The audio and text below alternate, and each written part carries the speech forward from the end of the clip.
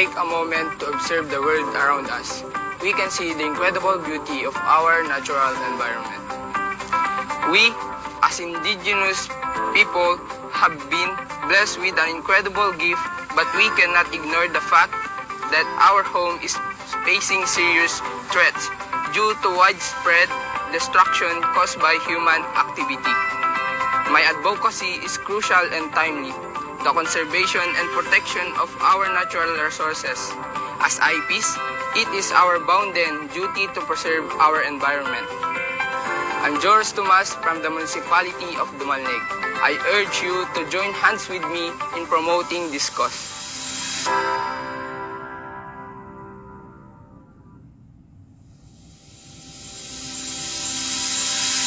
My mother left us when I was 8. Our father left us too without knowing the reason why. And now, I'm standing on my own, who work on a part-time job to support my living.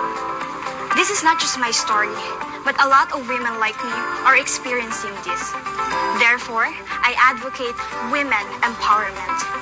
With all my experiences being independent, life has taught me to become a better and bolder woman who courageously conquered the world with confidence and humility. I am Jubigail Watson Agapay, and I am empowered Tingyan women.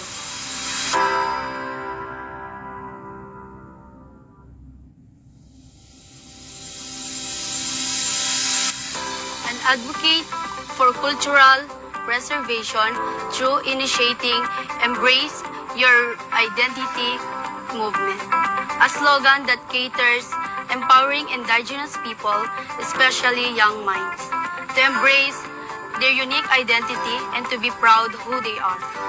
By engaging them through educational and seminars that focus on cultural empowerment, social gatherings and conventions such as IP Congress, to be able to see the beauty that lies within their unique identity. Through this, we are not just uplifting on your mind, but we are also expressing our deep gratitude to our ancestors. After all, they are the ones to uphold the beautiful culture and traditions that we are experiencing today.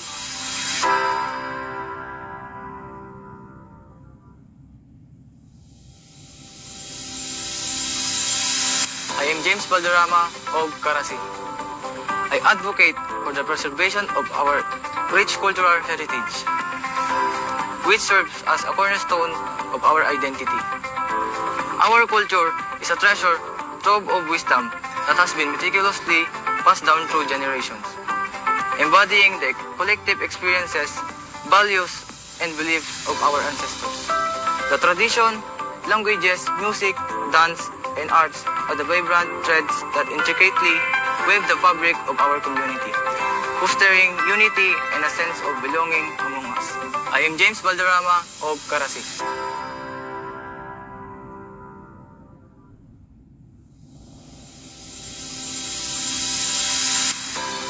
I was once rejected by a platform to advocate at my school. My purpose was hindered, but now I am delighted and proud to share my purpose to this exact community that we have. A purpose to raise awareness about inclusivity in education. Education for us indigenous people is very important in preserving our own culture. By fostering inclusivity in education, we are imposing an optimistic environment wherein we are accepted with our own rich traditions. Let us rejoice in raising our own printed patterns, our vibrant clothes, our soundful music. Let us rejoice. Let us be proud to be a member of the Ilocano cultural community.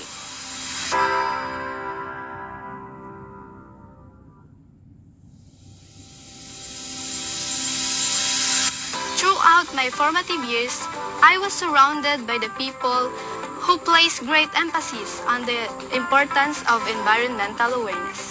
With their positive influence in my values and beliefs, I developed a deep sense of duty to be a role model in promoting sustainable environmental practices. My name is Shanesha Alexa Guerrero, a student leader of Dumalneg with an eco-conscious behavior. I believe that education is one of the most powerful tools we have for environmental awareness. And I am ready to be the change maker our world needs.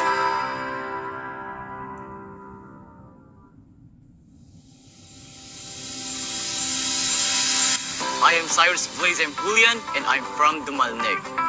As a humanities and social sciences student, I am passionate about advocating for the advancement of the indigenous people's rights, our rights. I believe that we can work toward a more equitable and inclusive society where everyone's rights are respected and protected. Once again, I am Cyrus Blazem Julian, proudly representing the municipality of Dumalneg.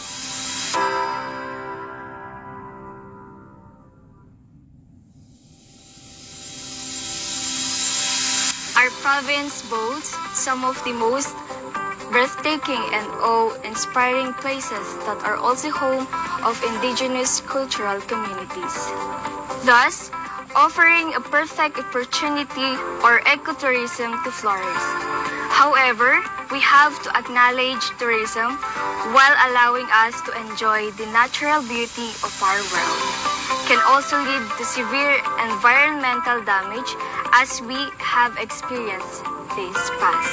I am Aileen Lagok, a proud daughter of Dumalneg, and I advocate for sustainable and responsible ecotourism practices to minimize the negative impact of development on our natural environment.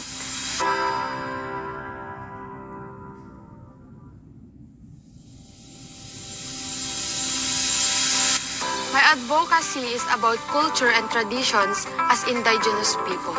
It's all about respecting our rights, keeping our heritage alive, and making sure everyone knows how diverse we are. Protecting our culture is not just a choice, but a legacy we leave for generations yet to come.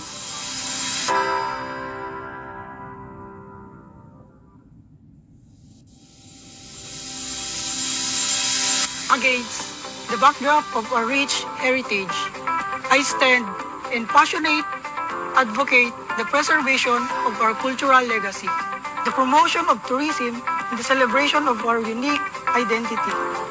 Through responsible tourism, we invite the world to experience the beauty and diversity of our culture, forging connections that transcend borders. Our cultural identity is our most precious asset, uniting us in shared values and tradition. Let us illuminate the beauty of our heritage, inspire curiosity through tourism, and reaffirm our commitment to safeguarding our cultural identity to generations to come.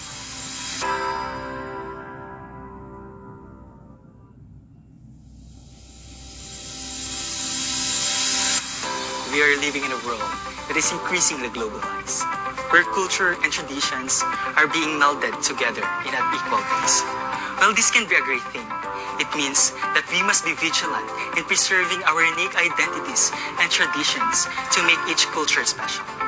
Mr. INCC has given me the unique opportunity to use my platform and voice to advocate for cultural diversity and inclusivity. I can use my influence to promote deeper understanding and appreciation to break the barriers that separates us. Siya ni Lester Adrian kay Galasaga, Mesa na dayaw kinatakneng ating biyan.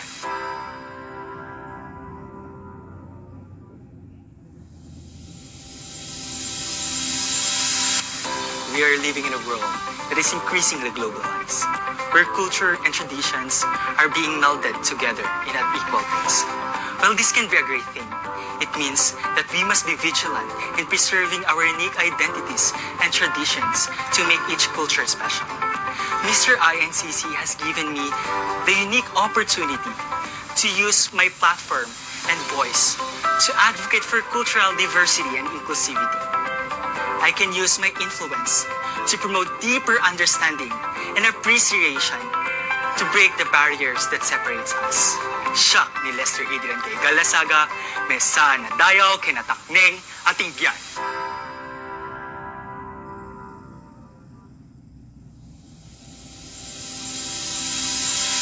Living in this this modern world is not easy.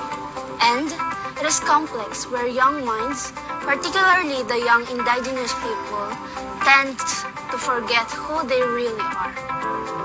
I am voiceless, but I believe that the INCC community, where I belong, will be one of the scaffoldings for our future generations. To embrace their culture and create their own ways to improve and promote our cultures.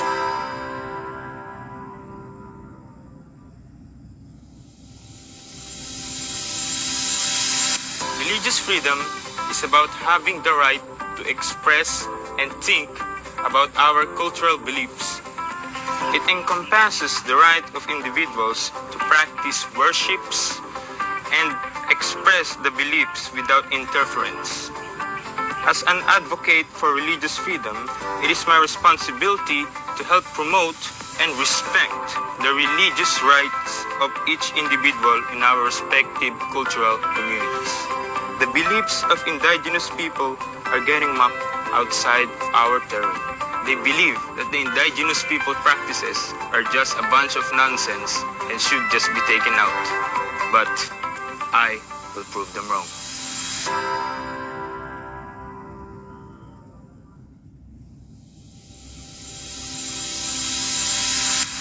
Dancing enriches lives by promoting self-expression, fitness, and community. It's a universal language that transcends barriers, fostering joy, and connecting people through movement. Embrace the rhythm, experience the freedom, and dance towards a healthier, happier lifestyle. Since I was a kid, it has been my passion to dance because I find relaxation in doing it. Thus, advocating this will greatly help each youth to have more meaningful activities that will be a great help for their lifestyle. It will be a more meaningful activity that will benefit both the body, mind, and soul. Dancing is the language of the soul. It is the language of the heart that is unspoken. I am Mark Jester A. Paulino from the Tingan tribe of Nueva Era.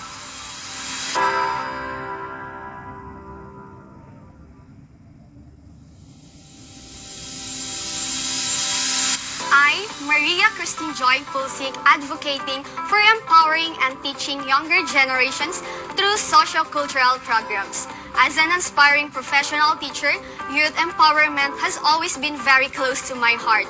The fact that I am born with deep appreciation of my cultural roots and of my home's bountiful nature, I always dream of empowering every young Isnag to love and appreciate their cultural roots and home as well by preserving, cultivating, and promoting such. I will teach younger generations by implementing a certain program where history, customs, traditions, and cultural rights are taught. We have to be reminded how beautiful our history is.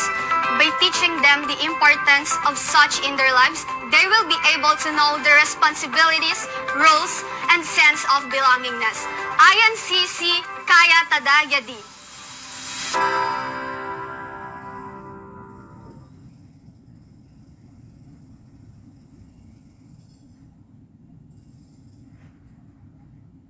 Almighty, through an invocation, shortly after.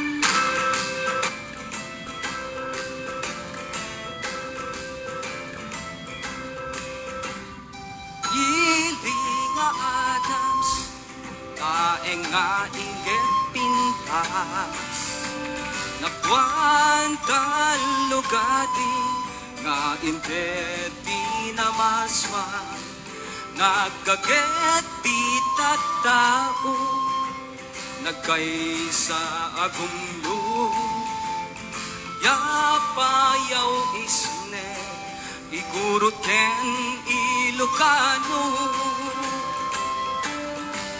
nangayet aban bantay danom nga inget sinaw para isu iti amyanan tan ukti kailukwan itatay asang apada tagibenen tigameng na da isutang si dayaw ken bileg na intay ngat agmay sala amang gunod sirmata ituloy ti abdur asik patungpal tiganwa di kinapusaksak itilubong diwarna patbagen nga ili sikat ti bagnos mi alatak ti turismo narway iti agrayo kan na et kan Pilipino kanayon at tumaguno nagtutuma a produkto isuti mangitan dudo tulbek ti panagrangay ilimi anano mo intay nga't agmay sa amang gunod sirmata ituloy ti agtuas ipatumpal ti ganwa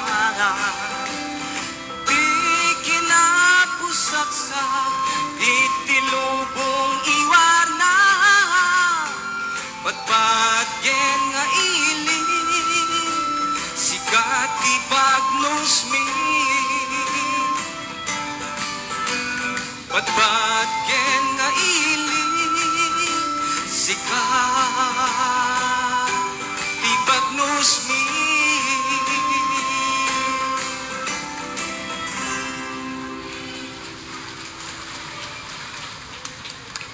Live at Adams Municipal Gymnasium, 16 delegates from the different cultural communities will vie for the province's most notable cultural pageant title, Mr and Ms Ilocos Norte Cultural Communities 2024. Tonight is filled with full to bursting excitement as we are honored to have our most honored guests, Honorable Aldrin R. Garvida, Honorable Robelia G. Gaspar, Honorable Francisco R. Espirito Jr., Honorable Ricky Antonio Lawan, Mr. Culture Global International First Runner-Up, Jeremiah B. Bugtong, Ms. Ilocos 2024, Ira Gertrude Efra Isura, Ms. Ilocos 2024, Angeline M. Carao, and Mr. Christopher Dial Tubini. Witness live performances from Mr. Jerome Cabasoy with an opening Lucana dancers of the city of Lawag and Malikat Dance Troupe, hosted by Ancher Anthony Kua, with co-host and commentator Ryan Vinilus, produced by the Municipal Government of Adams, headed by Honorable Rosalia B. Dupagan.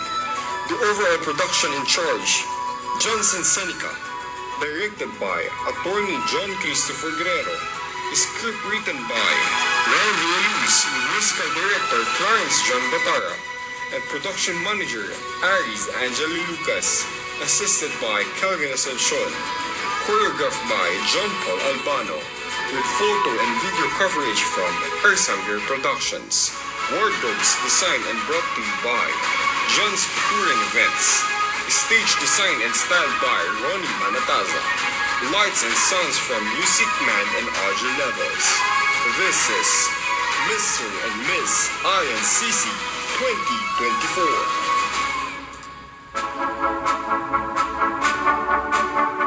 Please welcome the SK Federation President of Adams, Honorable Jewel Maydi Cabradilla, for her welcome message.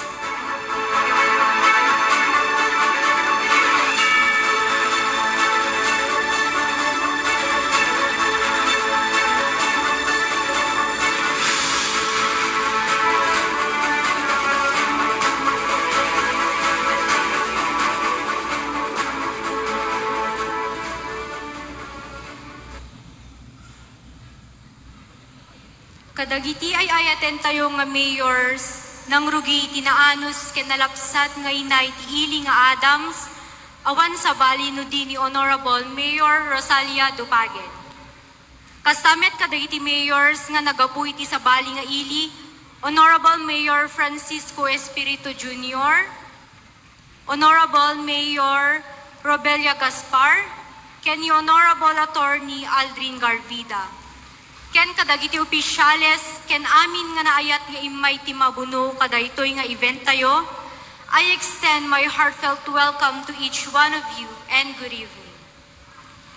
Iti panagkaykaysa tayo itang arabii, ket simbolo iti progreso, iti komunidad tayo. Iti solido nga kinapudno, iti pagsayaatan, iti pagserserbian, iti presensya, iti kadamaysa kada tayo. Ket dakkel nga banak kadaytoy naangay, na search for Mr and Ms INCC. Kadagiti na ayat nga imay nagatendar kang runaan, kadagiti nagapupay lang iti adayo, tapno laing may pakita da iti suporta kadagiti kandidata ken kandidato da, ket may sadakkel nga banak kada tayo. Agyaman kami iti sakripisyo ken ayatyo. Iti kaaddayo ita ditoy ket may nga panangipakita iti panagmaymaysa tapno maselebraran iti panag-apresyar iti sabasabali nga kultura ken pamati iti naduma-duma nga tribo tayo. Nasin-nasin naman nga munisipyo ken maymaysa nga puso ken puwersa ti kinabaknang nga may pakpakita iti tradisyon iti naduma-duma nga nagapuan tayo nga tribo. In this journey of togetherness, let us remember that it is through events like this that we strengthen the ties that bind us.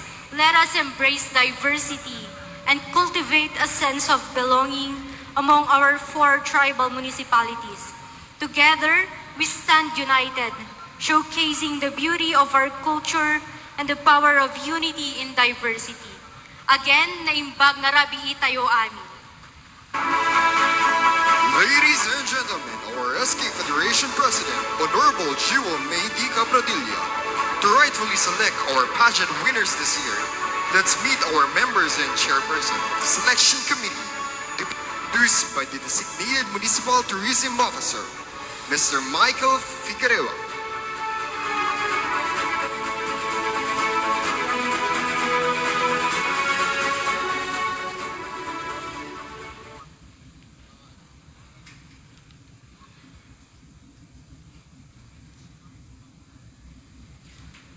Naimbag nga rabi tayo amin. I am beyond honored to present and introduce to you the carefully chosen members of the selection committee for this year's Mr and Ms INCC 2024. They carry with them the power and the great responsibility to single out the most deserving winners of the night. So please allow me the privilege to get you acquainted with tonight's judges. Our first judge is the SK chairperson and an officer of the Federation from the Municipality of Solsona and currently taking up Bachelor of Science in Teacher Education at the Mariano Marcos State University. She has natural charisma and talent which have so far earned her multiple titles such as Miss Intramurals 2018 First Runner-Up, Miss SK Tourism 2019, Miss College of Teacher Education 2021 First Runner-Up, Miss SK Gaming 2023, and she is our newly crowned Miss Ilocos Norte 2024. Please put your hands together for our Miss Ilocos Norte 2024, Miss Angeline M. Taraa.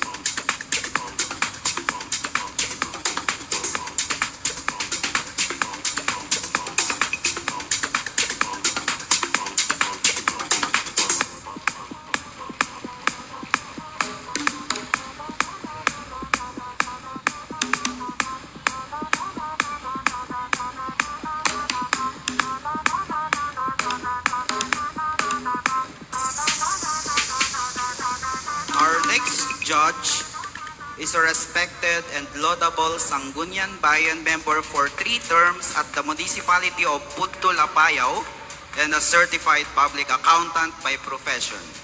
He has likewise served as the Vice President of the Philippines Councilors League Apayao Chapter, Vice Chairperson of the Philippine Councilors League Cordillera Administrative Region, and Provincial President of the National Movement of Young Legislators. Please join me in welcoming Honorable Ricky Antonio Lawat.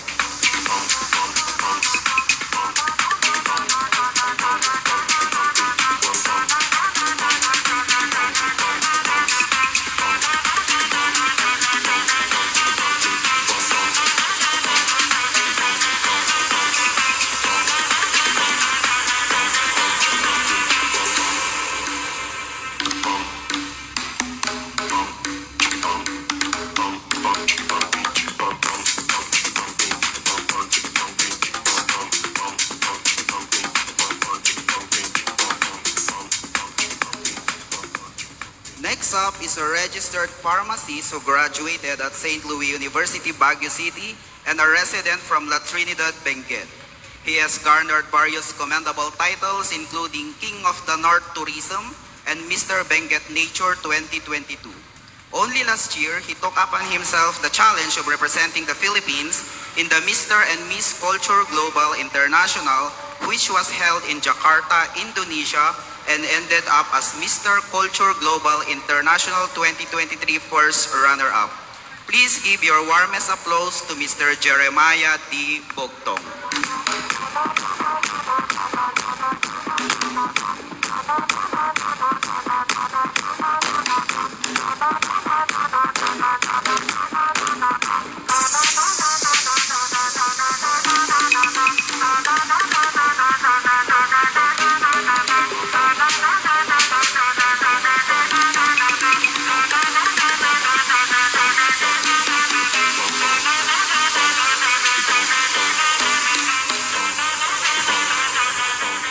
The fourth is an accredited human rights educator who is currently in her 4th year taking up Bachelor of Arts in Political Science in the University of Northern Philippines and currently the Vice President of the Politically Inclined Students Organization and also the Vice Governor of the UNP Dangay Saririt Vocal Ensemble.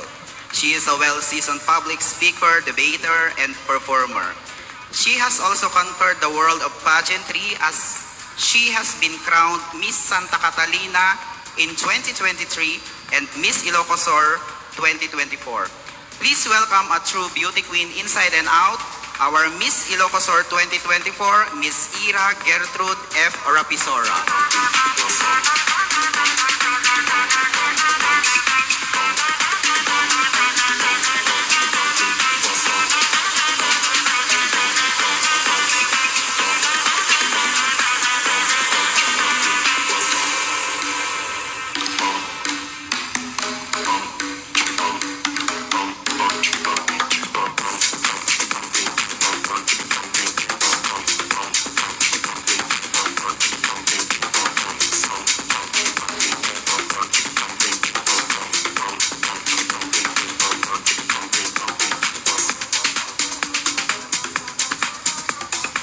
And to complete our list, please allow me to introduce a respected head teacher of A Plus Academy, an international school of English for 16 years. He is also a professional English lecturer and IELTS, TESOL, and TOEFL. He is an established designer both in the local and international scene, having been featured in international magazines such as No One's Magazine, Best Magazine, and Lifestyle Magazine. With his talents and artistry, he has received prestigious awards including Lustre Awards and Pride Fashion Award. He has been invited in the Manila International Fashion Week and Filipino Fashion Runway alongside the other elite designers of the Philippines. To add to his well-decorated resume, he was an official designer for Guinness Book of World Records held in Manila, Philippines for the longest indoor photo shoot. He is the producer of his own runway show, which is now in its 4th season. He is the owner of Christopher Tabili Fashion Design and Services and Christopher Tabili Events and Services, both located in Baguio City. To share with us his expertise and genius, Please give your warmest applause to the chairman of the committee, Mr. Christopher Gayao Tabino.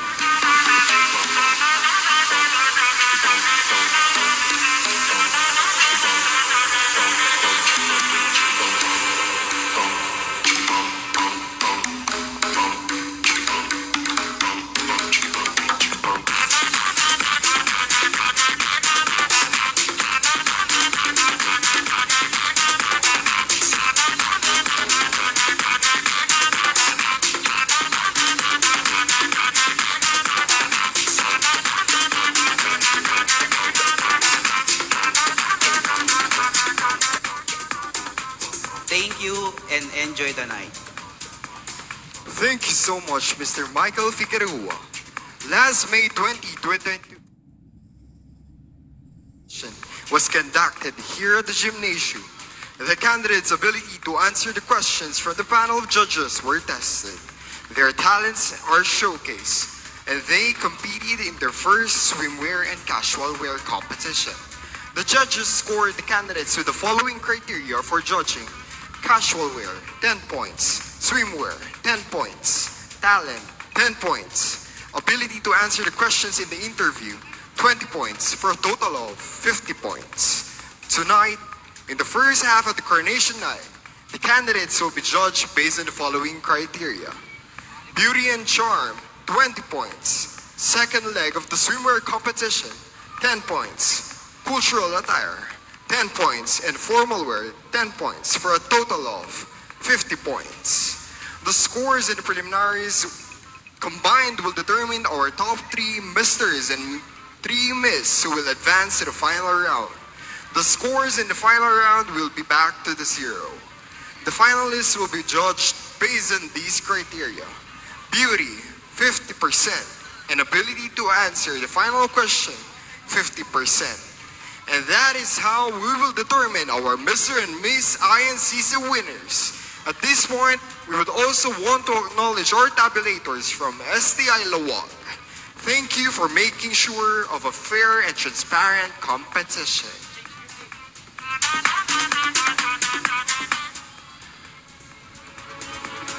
Check.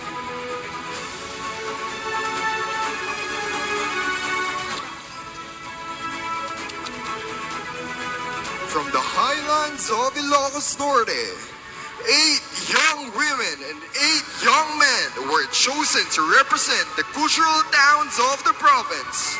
Isuda ti mga takder dagiti na duma-duma pamati tayo. Mga ipanakkel ti kinalaing ti agtutubo, ken mang patibker ti panagkakadwa dagiti tribo.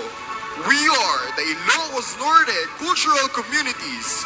This is Mr. and Ms INCC 2024.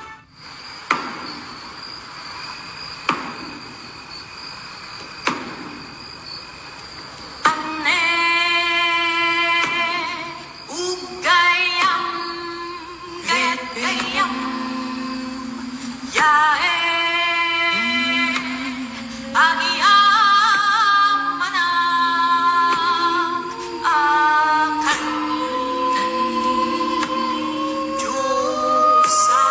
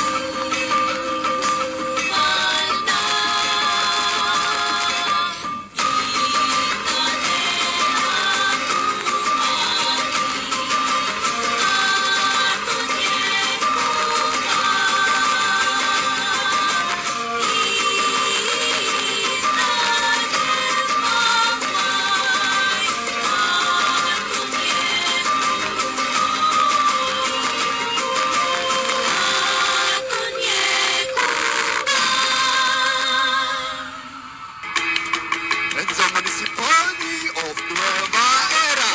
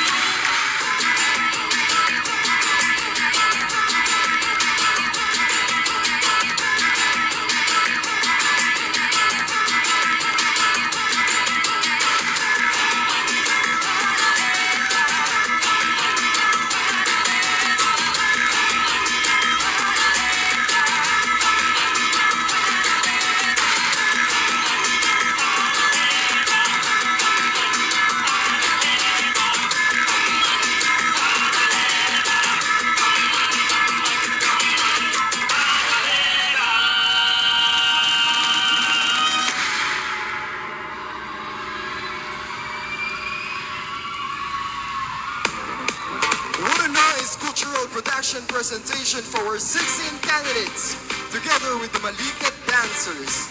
Now it is time to meet our candidates.